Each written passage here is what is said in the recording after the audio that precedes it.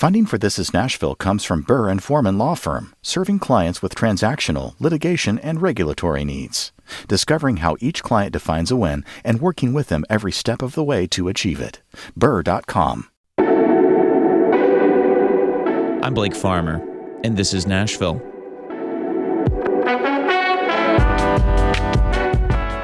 We have this goal that everyone in Middle Tennessee will know someone who has been on this show. 1 degree of separation with our audience. I love the thought of it. But at most, we can only have 7, maybe 8 people in the studio during a given day. Even for an hour-long broadcast, any more gets a little confusing to you, the listener. Plus, it's a lot of work for our guests to come to our Metrocenter studios only to answer maybe a couple of questions, which is why it's so important for us to get out of the studio. We conduct interviews or are there for the action so we can bring those scenes to life during our live show. I was out this morning talking to someone who has only lived here a couple of years, and when she talked to me for this show, she said, "I finally feel like a Nashvilleian." So look out for us. We're coming for you. Today, we are featuring our favorite audio features, and we'll start with part of our episode on unsanctioned harm reduction. Our managing editor, Tasha A.F. Limley, spent a lot of time with Miriam Field, who was passing out clean needles, clean pipes, and other drug paraphernalia in the hopes of keeping users of street drugs a little bit safer. Tasha is here with me now. Welcome to your own show. Hey there, thank you. How did you first meet Miriam Field? Oh, that's a great question. I think a few years ago, had an easier time talking to people in unsanctioned harm reduction or illegal harm reduction circles that were not in Nashville. So I had met with a girl in Huntsville, Alabama. I had met with people in Jackson, Tennessee, and Memphis, Tennessee. And then it was like, oh, but I've got to figure out what's going on in my own hometown. And so I started to ask around, and I would hear anecdotally from our in-house community and campsites, oh, there's someone that comes by, like they come by regularly, they bring needles. And I was like, do you know who it is? And they're like, no, I've got a card somewhere. And finally, I was able to get the name Miriam and do some Google searching and found her. She has a pretty active TikTok and found another article that she had appeared in and was able to reach out and get a response from her. So that's, yeah. Well, let's take a little listen to part of this story, and then we'll be back with some more context. Happy birthday to you. Happy birthday to you. Happy birthday, dear Jen. Happy birthday to you. It's Jen's 39th birthday in a local park south of Nashville. Miriam has set out a spread of sweets and savories, including Jen's favorite, macaroni and cheese. And then you lick the candle, and then you smoke that candle. Miriam's holding up a red plastic bowl of the cheesy pasta shells. It's doubling as a birthday cake this year, and Jen's blowing out a standard birthday candle stuck in it, sitting in a glass tube. It's a crack pipe. I didn't think I'd make it to my birthday. Miriam was the only person that threw me a birthday party last year. First time in years I'd have a birthday party, And here she is again, throwing me another one. I love her so much. She's been a big light in my life. Like I said, my family hadn't even been there like she has. I don't know what I'd do without her. The pipe isn't the only paraphernalia decorating the area. There's colorful balloons tied to the picnic shelter with tourniquets. Those are the stretchy bands people use to find a vein. And then there's shining copper chore for some sparkle. Miriam's also 39. They're the same age, but I wouldn't have guessed. When you look at a 39-year-old and Jen, it's hard for me to identify. You know what I mean? She is very emaciated. Emaciated feels like an understatement. Jen is possibly the thinnest person I've ever seen. My eyes trace the sharp curves of her shoulder joints, pits in her cheeks where teeth used to fill out some shape, the arc of her skull jutting out around her eye sockets. And at the same time, Jen is beautiful. She's smiling big. Her shaved head, whether it's from choice or necessity, it's sassy. Her eyes are big and clear. She's wearing shimmering green eyeshadow and a gentle pink lip gloss. She tells me she's ill. Yeah, well, it started as I had an abscess in my neck from using dirty needles shooting up in my neck. And it went into my brain, and I had a very serious infection in my brain. I was getting needles off of the ground, anywhere. I didn't care, use them after anybody. Didn't matter, as long as it was a needle and I was able to use it, it worked. I was going to use it. Stupid. And then Miriam shows up in her life and things change.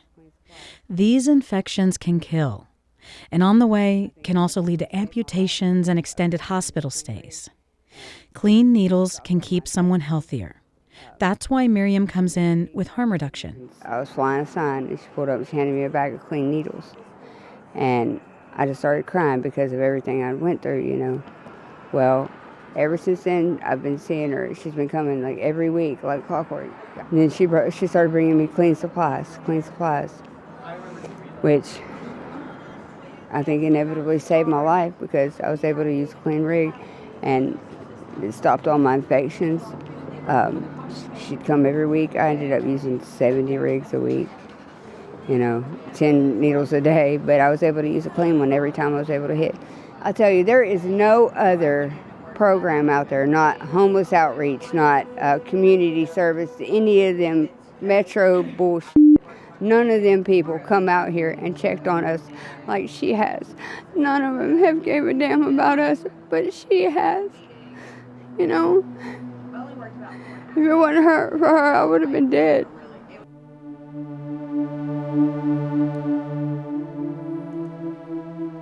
That story from Tasha A.F. Limley, our managing editor who's in the studio. In fact, all of our producers are right here in the studio. Rarely happens. Josh Deepin and Mary Mancini right here on the microphones. Tasha, this story ends up, it's almost a 40-minute long story. And it's beautiful. And when you look back on the course of this year, it's one of the most powerful episodes of This Is Nashville that our listeners have been a part of. What sticks with you today after having some time between now and then? Yeah, I have a lot of gratitude for people that they would talk to me. And a lot of times I don't even know why, but I think there's been a consistent experience over the year that facing someone with a microphone more often than not, once any kind of initial discomfort wears off, people are willing to talk. And I think that listening to Jen in this, being able to talk about incredibly intimate things in her life with someone she just met for the first time, I think I just have so much gratitude. Josh Deepin, what have you learned just from watching our fearless leader here who seems to go kind of anywhere and everywhere the story takes her? I guess just it never hurts to ask, really, just to find the right subjects. I mean, you sometimes think, oh, that person's never going to talk to me, and then they end up talking to you. And I think that's really what made this story the story. For sure. Well, and I've been learning that this year, really just this year. I have learned how deep my biases are with that person, or that person is not going to want to talk to me. Harm reduction, not so much. Around the death penalty this year, I've had really extremely moving conversations that started with me completely believing this person is never going to want to talk to me, and having to push through that, all that adrenaline, that anticipatory wall. I have a hard time cold calling to order a pizza, much less ask someone about the worst thing that's ever happened to them. And I was met warmly every single time this year. So yeah, Josh, I'm learning it too. Oh my gosh. Yeah. Mary, how do you handle the cold call, which is, of course, a big part of the producer, whether you're asking people to come into the studio or can I come watch you do this thing that no one's ever seen you do? Yeah. Just like Tasha, just pushing through, right? You do feel that apprehension when you are walking around with, a rig, headphones, microphone, and you're so conspicuous, and you do tend to sort of shrink a little bit because you want to be a fly on the wall. but you're also there to talk to folks. So, it's just pushing through that fear of the unknown as to, like you said, whether or not someone's going to actually receive you warmly or say, get out of my face with that microphone. Yeah. We don't get that too often, though, I suppose from time to time. Tasha, what are you're always looking for an excuse to get out of the studio. In fact, you really push here us on the team to hey, what kind of audio can we go get to be part of this episode? What to you, where's the real value in making sure you're sort of out in the world, bringing that that material to our show? I think I'm chasing the experience that I have had from public radio more than once, which is hearing something I'd never thought of, maybe, being transported to a room that I've never been in and having that very seriously change my life from that moment. So I think I'm chasing that on behalf of other people. My life has changed when I go out, but also it's like, oh my gosh, how can I bring you here? Like, if you're afraid of talking to this person or someone like this, how can I like change your brain a little bit, change your heart a little bit, just by the exposure to the people that I'm meeting? You're saying that if our goal is to kind of break down barriers that might exist between people, not sharing ideas, that you must first do it by being the first one to go ask the question, break the barrier. Yeah, I think that's fair. I think that our role is to go out there and order that pizza and then share it with other people. All right, we're bringing you pizza today. Mary Mancini, when you what draws you out of the studio? Tasha telling me to go out of the studio. So kind of prompt. No, go do it. Go do that. There'd be some good sound here. Go get it. I do seriously think that's part of it. I'm kind of new to this, right? So I need that push. Yeah. But it's also hearing the sound that other producers, you all bring back to the studio and how much it enriches a show. Yeah. Like you know that it enriches an episode. So, it's motivating to go out and do it. It's a lot of work, right? Like you bring that sound back and there's hours of listening to it. And, you can sometimes get 2 hours of audio and you have to reduce it to 5, 6, 7 minutes, So you have to be in the right mindset to do it and you have to really enjoy the work. Yeah. Yeah, no, it might include, I guess, Josh, what do we meet up at 7 a.m. on a Saturday to go talk to folks? What draws you out of bed on a Saturday morning? Well, specifically for that SNAP food drive line, right. It was definitely, I really just wanted to see what the people were experiencing. Because, as news employees, we always hear what is happening and the payments being cut and how people are doing and what could happen and what their dependence on it is. And then when you see, there was a lot of people helping each other there, which was very nice. So it was... Are you talking about how we had, we were talking to a lot of people who were waiting in line in their cars. We're talking hundreds of people at a high school in Hickman County. This was when SNAP benefits were suspended during the government shutdown. And we had so many people tell us that, I'm here and I actually I'm going to split whatever I have with this other family that's in need, that kind of thing? Yeah. Yeah. What percentage of people didn't want to talk that day, would you say? I maybe had one or two who said no. It's one of the things that's remarkable to me because I often think, would I talk to me? In other words, if someone randomly came up in a fairly sensitive moment, like I'm waiting to get a box of food in my trunk because I'm having trouble affording food. Yeah. Like that's a pretty tender moment to say, can I talk to you about the experience you're going through right now? And I find that people are generally open to talking about it. And I don't know if I don't know that there's a secret to getting people to talk other than being face to face and being human. What did you find, Josh? Yeah, I mean, pretty much that. I didn't have to break the ice really much with many people. There was a lot of outspoken people that I spoke to. Right. Yeah. And folks who have stories that are very surprising. And I think to me, that's the importance of getting out of the studio is when we're just here and kind of searching the Google for like ideas and we're sort of dealing with stuff that's already been written down, not people's ideas that are in their heads, but nowhere else. And I find that a lot of times, if you just go ask someone, they will surprise you with what they have to say, or what that someone who's had this experience also thinks this. I mean, it just is. I find that there is so much wisdom in the masses, which is one of the reasons I secretly sort of love going out and doing what we call voter voxing, which is on. Oh man, that's hard for me. But you love getting tape, and you don't I like do, talking to voters at the polls. Oh gosh, like I don't know. Like when you guys talk about going out with your headphones and like trying to get someone that way, that's a little bit different for me somehow. Oh, see, you want something that's more planned, where you're like, I'm going to go with this person to do this experience. Yeah. No, I kind of like, I'll go around Centennial Park talking to random people who come along. Hey, I'm talking to people about this today. Yeah. Got any thoughts?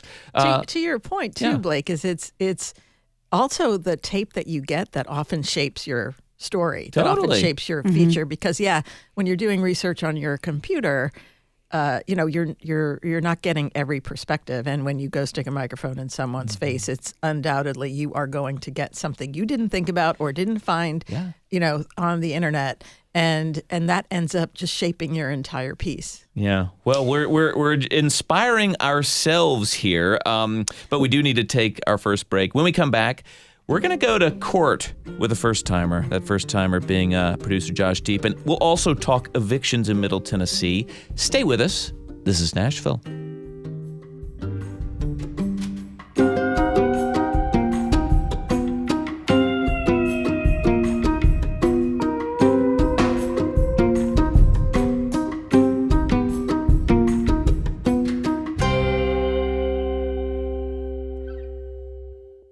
Funding for This Is Nashville comes from you, our listeners, and Music City Prep Clinic, Nashville-based provider for PrEP, and offering comprehensive sexual health services in an environment designed to be safe, professional, and shame-free. Learn more at musiccityprep.org. I'm Blake Farmer, and this is Nashville.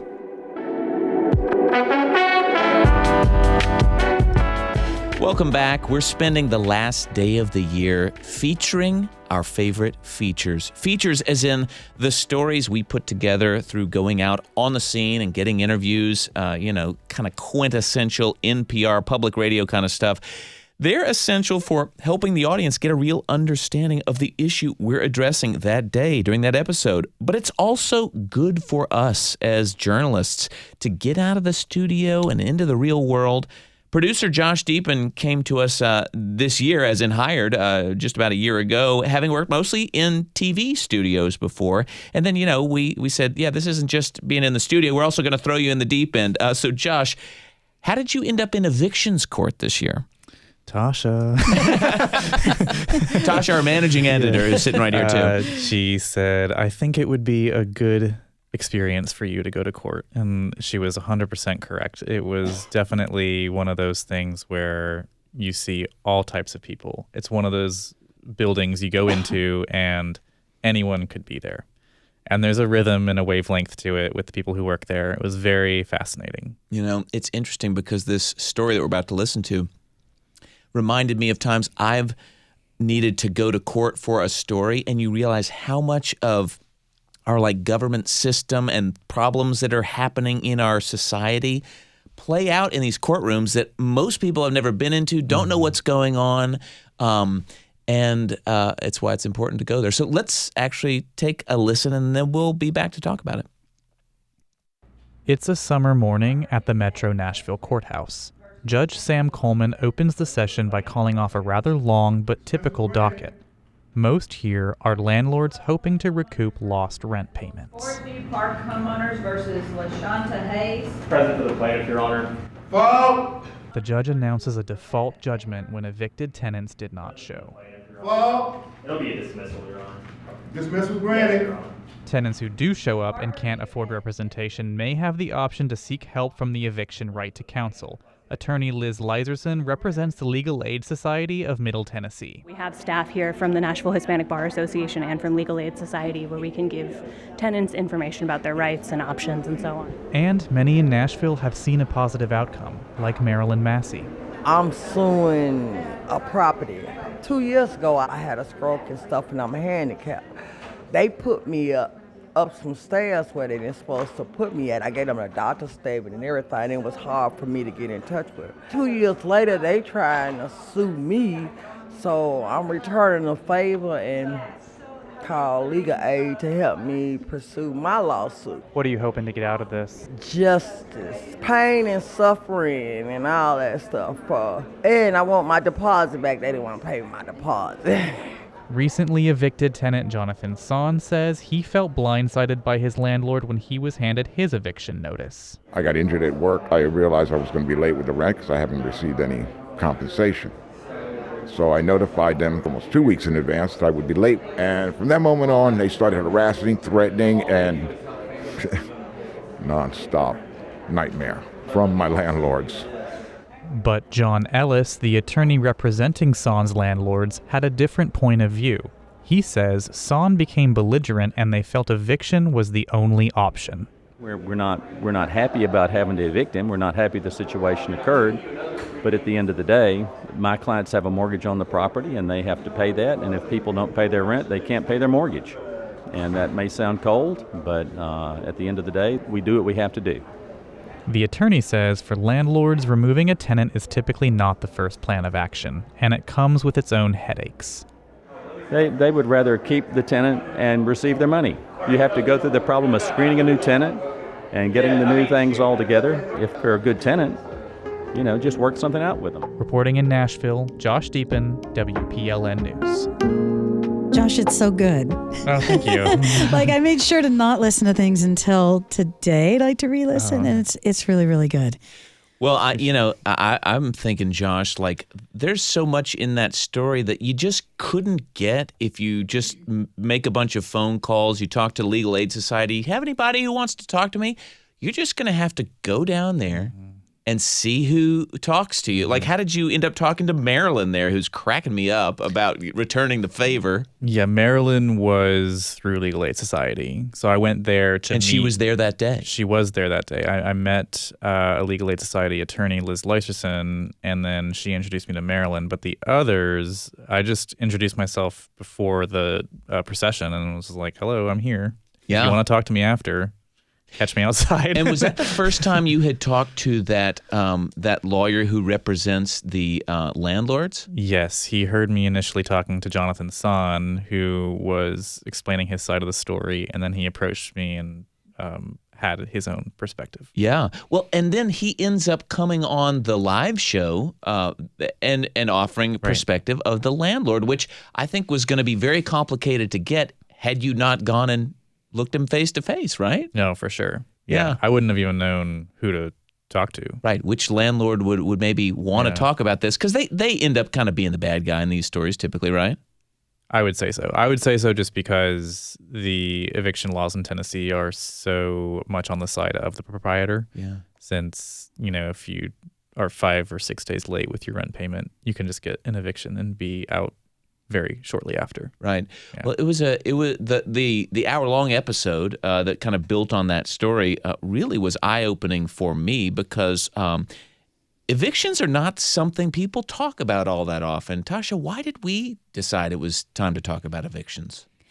I don't have the numbers with me right now, but I think evictions are up, and as it gets more and more expensive to find an apartment, evictions are a major cause of homelessness. And so I think that that's something we wanted to learn more about and talk to, and also show the perspective of landlords being in the mix of this. It's too easy for someone like that who seems to have the power at the time to be the bad guy.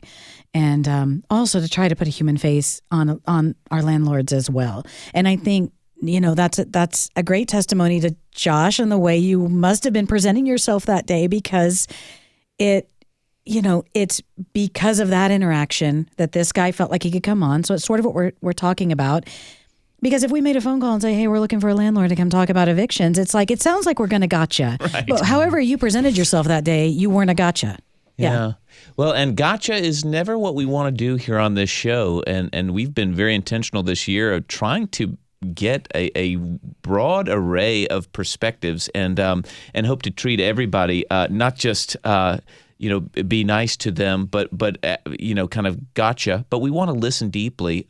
Mary Mancini, another producer here in the room, I wonder how what you've seen in maybe going out in the field to do a story, maybe changing your own perspective, helping kind of break that barrier that Tasha was talking about that might have been harder to do if it was just through a bunch of phone calls. Yeah, it goes back to, you're standing there with a bunch of equipment, and so you already have the attention of the folks in the room, and then when you kind of combine that with what you were saying earlier, that people want to tell their stories, and I think that's one of the great parts of what we do here is that people come on to tell their stories when we get their perspective. So when you combine those two things, there's not a lot of people that say no, right? There's very few. Although I do remember standing in front of a gas station entrance trying to, get some folks to comment on something, even just answer one simple question. It was for the elephant sanctuary. It was like, hey, do you know what the elephant sanctuary is? Oh, you were out in Hohenwald or on your way? Well, I had stopped sort of every 30 miles before Hohenwald at a different gas station to sort of see if people knew what the elephant sanctuary was, because it's the best kept secret, one of the best kept secrets in the state, And people are not allowed in, but you were. Well, there's Mary that. got the yes. Mary got the big yes, but here we're talking about the nose. So grateful for that. Yeah. But standing in front of, the entrance to a place like a gas station where people are kind of in a rush, right? They're like, I want to go in and pay for my gas or get my snack or something, So there was a lot of, just kind of waving me off at that point. So maybe it also depends on where you are, where you try to get the sound. But how do you take the nose in stride? Yeah. Josh Deepen, how do you take the nose, whether it's to be on the show or out in the field? It's almost like more encouraging. Like I want to press a little bit. There were some lawyers who said no to me in court. For this eviction story, right, they said no thanks. Yeah. Before I finished asking. But again, conspicuous. So I think they knew what I was trying to get to. And then you had a microphone. Yeah, so and my headphones on. So that will do it. Yeah. And a microphone that has a block on it, right? That says 90.3 WPLN. So people know where you're from. We want people to know where we're from, which, by the way, if you're just tuning in, I'm Blake Farmer. This is Nashville. And we've got all the production team in the same room, and Liv over here. Liv, let me just ask you this. What do you think it adds to bring in voices from outside of our live broadcast, the sort of tape from the field? What does it add to our show? It adds the human element. I mean, like, we're here talking about what it's like to live in Middle Tennessee, what the culture is, what the experiences of the people that live here are. So when we get to go out and talk to people and converse with the community, it makes us more human to them, and I think it makes the stories that we're talking about more of a human experience than just words on a page or tape that we're putting into our Tascam recorders. And Liv maybe traveled our furthest distance ever for a piece. Liv, was your prison tape this year? It was, yeah. That was in March. Where did you go?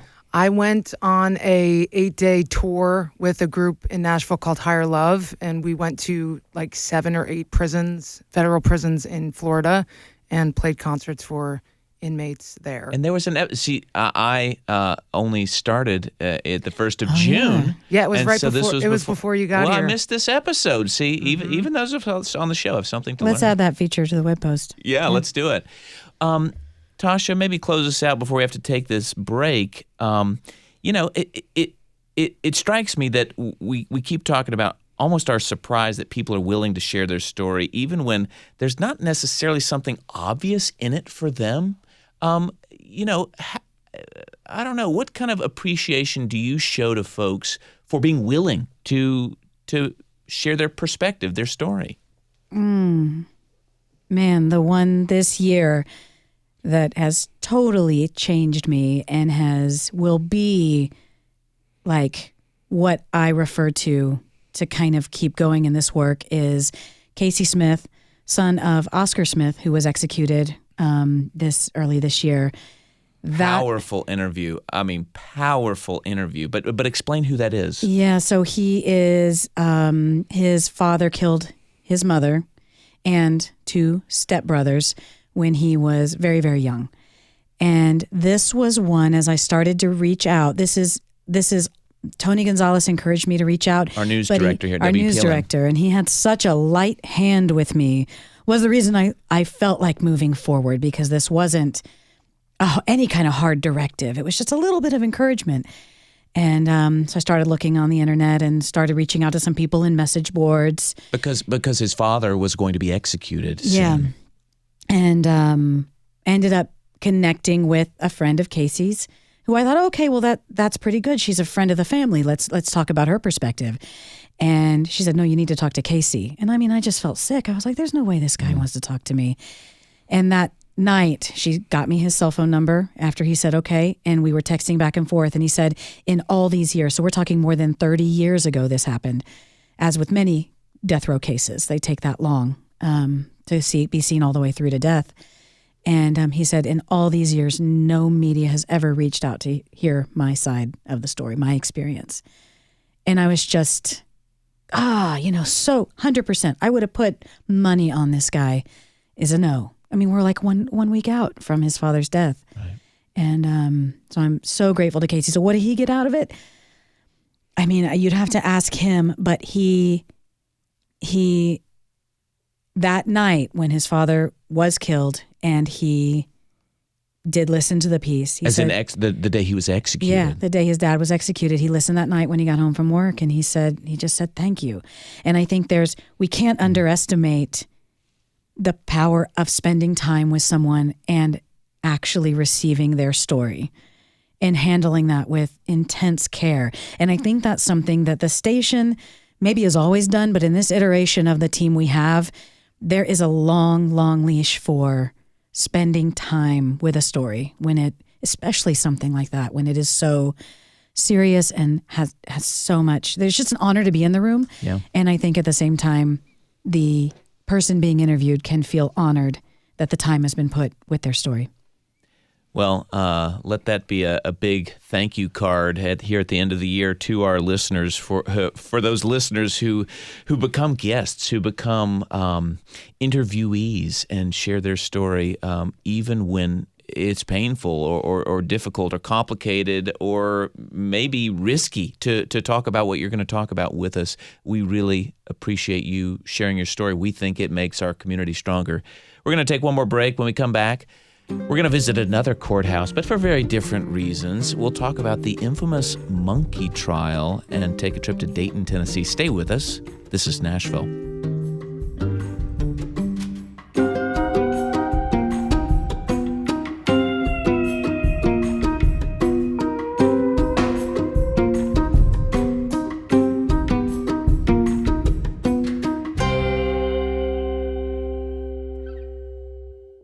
Funding for This Is Nashville comes from you, our listeners, and Music City Prep Clinic, Nashville-based provider for PrEP and offering comprehensive sexual health services in an environment designed to be safe, professional, and shame-free.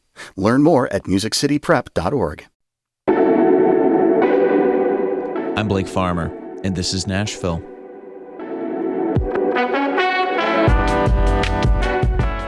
When I look back on the year, one of my favorite episodes was on the 100th anniversary of the Scopes monkey trial, which challenged Tennessee's ban on the teaching of evolution in public schools. Obviously, no one who was there is alive today, but the history certainly still resonates with state lawmakers very much getting into the concepts that are being taught in classrooms today. For this episode, producer Mary Mancini even pulled some of the transcripts from the courtroom and got people around this building at Nashville Public Radio to barge into our studio for an impromptu dramatic reading. You know, not every day we get to do that, Mary. That was fun. And they were so good. They were so good. It gave their fake old Southern accents. But she also took a trip to Dayton to see how the history's put on display in a town that is, you know, still not sure how to feel about the whole thing. How do you approach your opportunities to get out of the studio, even if it means, you know, driving a couple hours to Dayton? Oh, I relish them. It's great. And so Tasha pushes you out the door, and then but you're ready. Then once I'm out, I'm like, this is great. And the thing about going out, you know, further than just a half hour or so from this studio is, you know, you forget how beautiful the state is. And so going and being able to drive just, you know, off the beaten path, not on an interstate, and you know that trip to Dayton took me past Sequatchie Valley. Oh my gosh, one of the prettiest places in the state. Gorgeous, right? You're driving, and all of a sudden there's this vista that is just beautiful and majestic, and there are, you know, paragliders everywhere, and they fly off the bluffs there, right? Yeah, and keep your eye on the road. But it does give you that opportunity to go out and be reminded of that, of how different the state of Tennessee is, right? It's the you know, the areas are all different from one another, and just how beautiful it is, and how nice the people are. Well, let's meet some of those nice people in Dayton, Tennessee, with this story from Mary Mancini.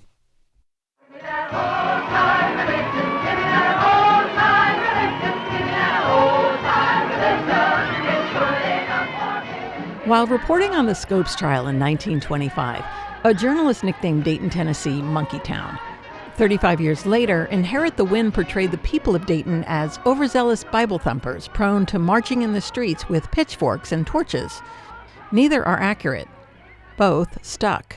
It was nothing like Inherit the Wind. One of us has got to say it.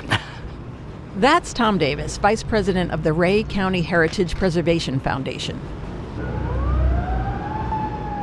The smell of fresh cut grass is in the air when I meet Tom on the sidewalk in front of the courthouse.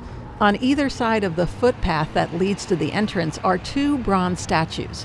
On the left is fundamentalist Christian champion and Scopes prosecutor William Jennings Bryan. He is solemn in a crisp morning jacket and vest.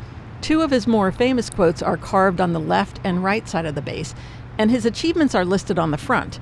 Presidential nominee, Secretary of State, congressman, Christian, statesman, author, orator. On the right is a jacketless Clarence Darrow wearing a rumpled shirt and suspenders. His brow is furrowed, his mouth open as if mid-sentence, and he points a finger at Bryan across the lawn. His pedestal simply reads, Clarence Darrow, attorney for the defense. We make our way to the Scopes Trial Museum in the basement of the courthouse. I've come here to learn the real story, and the museum delivers the goods. It's bright and neat with large photos of the main players next to text panels explaining the events, and some nifty artifacts.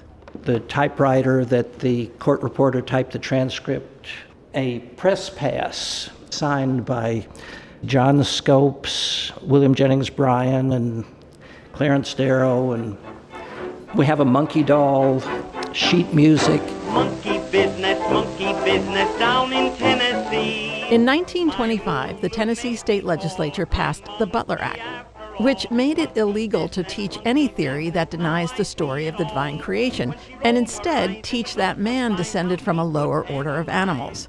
It was 4 years before the stock market crash of 1929, but Dayton was already in its own depression. George Rappelier, manager of the once booming Cumberland Coal and Iron, was looking for a way to bring some investment to the town. The ACLU, meanwhile, put an ad in the paper looking for a defendant to challenge the Butler Act and to take it all the way to the Tennessee Supreme Court. George Rappelier saw the announcement from the American Civil Liberties Union, said, why don't we do it here? Rappelier's idea caught on with the other town leaders. They just had to find a defendant. So they summoned John Scopes. Scopes said, if you can prove I taught it, I'll be your defendant. Once Darrow and Bryan got involved, it became an international sensation. Over the course of the trial, telegraphers transmitted some 2 million words from Dayton. WGN Radio leased phone lines at a cost of something like $1,000 a day to broadcast the proceedings. Ultimately, the jury convicted Scopes, and the judge gave him the minimum fine of $100. The case eventually made it to the Tennessee Supreme Court, where they overturned the conviction on a technicality. The Butler Act was repealed in 1967. Remember the wisdom of Solomon in the book of Proverbs. He that troubleth his own house shall inherit the wind. Hi. Mike Wilkie sits behind the counter at Down Home Outdoor Addiction, a firearms and hunting supply store on the main drag downtown. It's an important part of the Dayton history. It's a pretty important event, and it's in this little town. And that's the story, at least most of it, from Mary Mancini, coming out of Dayton, Tennessee this year as we had our episode in the middle of the summer that was about the 100th anniversary of the Scopes monkey trial in Dayton. You end up talking to other people there kind of near the town square. Why did you feel it was important, Mary Mancini, to make sure you heard from people who were just around the square? Yeah, I mean, you just want to know what their thoughts are now about the whole thing. And what I found is that there was an evolution of thoughts surrounding the trial itself and the spectacle of the trial. So I think, you can hear some of it where they thought it was a really good idea, and then 90 days later, they didn't think it was such a good idea.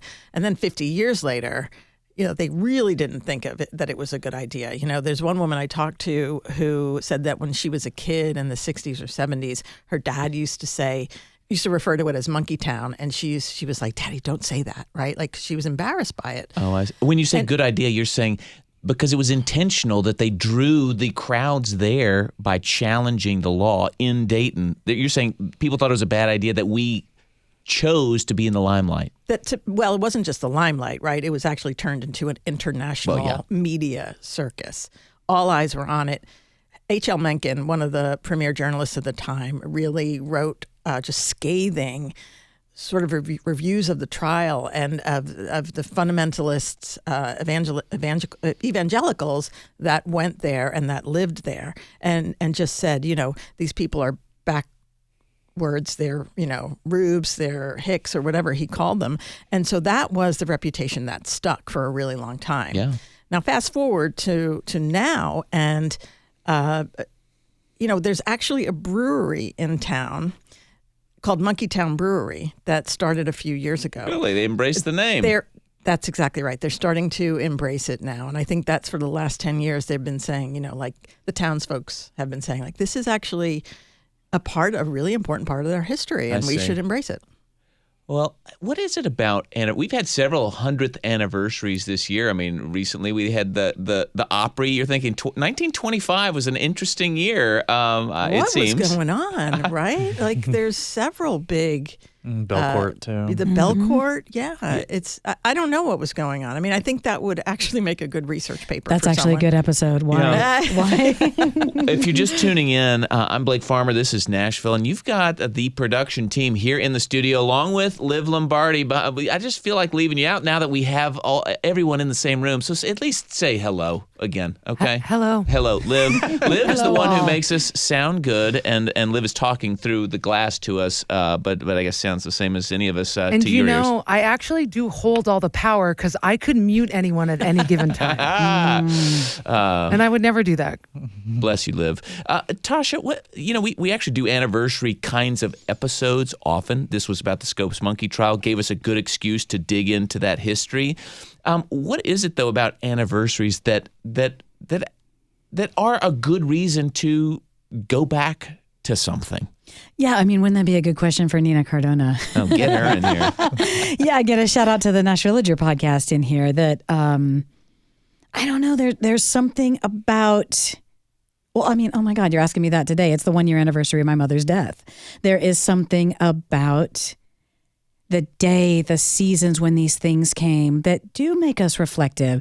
And I mean, is that more of a Western thing? I'd be kind of curious to know, like, how long have people sort of use days and seasons to reflect back on where we've come from. Well, and what else do you do on New Year's Eve? You're right. Then sort of think back to all the things over the course of a year. I mean, I guess perhaps there's something just innate about us as humans.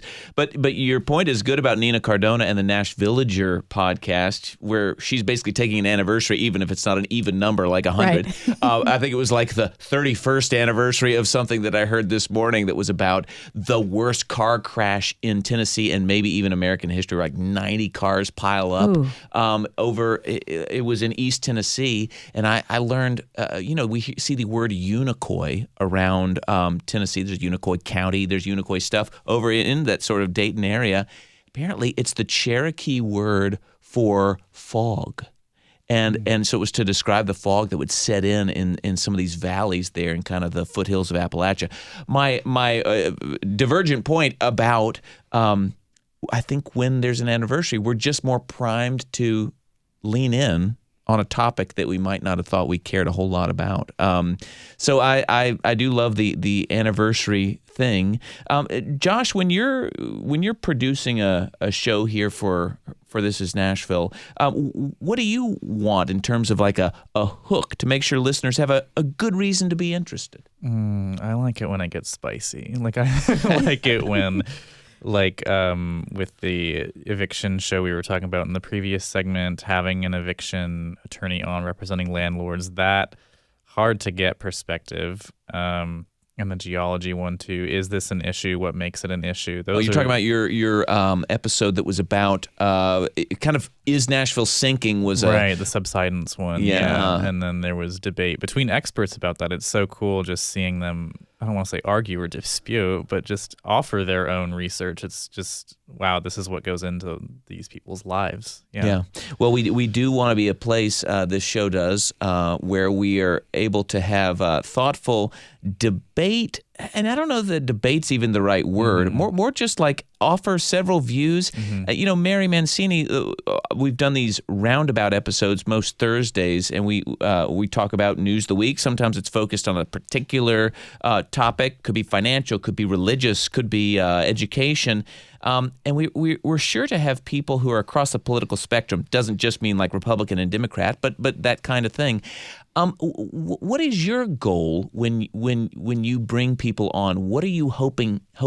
What kind of magic are you hoping happens on the air? Good conversation, right? And really taking a piece of news and doing a deeper dive. I think a lot of us really maybe look at the headline and maybe read a paragraph or two.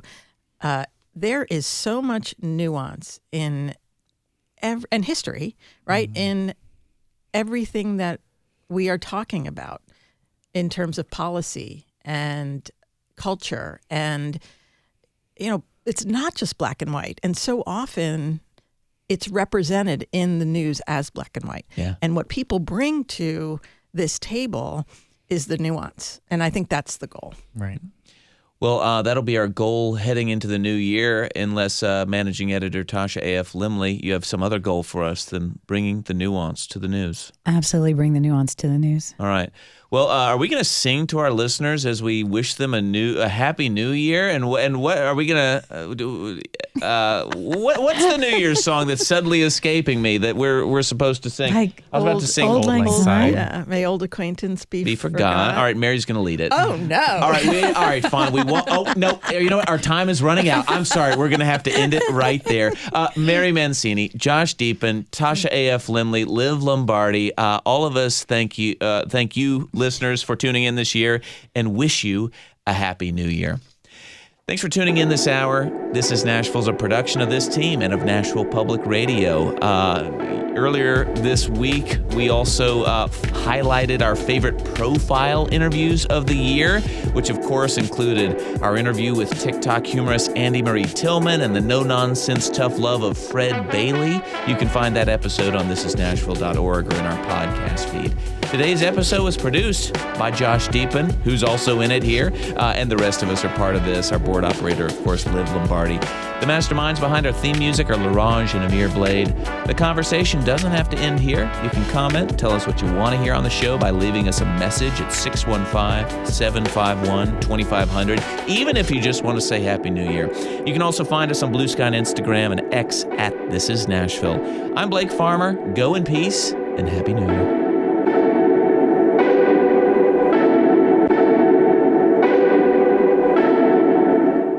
We hope you enjoyed this final edition of This Is Nashville before 2025 comes to a close. From all of us here at WPLN, we are so grateful for your continued support, whether it's tuning in every day to listen or in a financial capacity as a donor, a sustaining monthly member.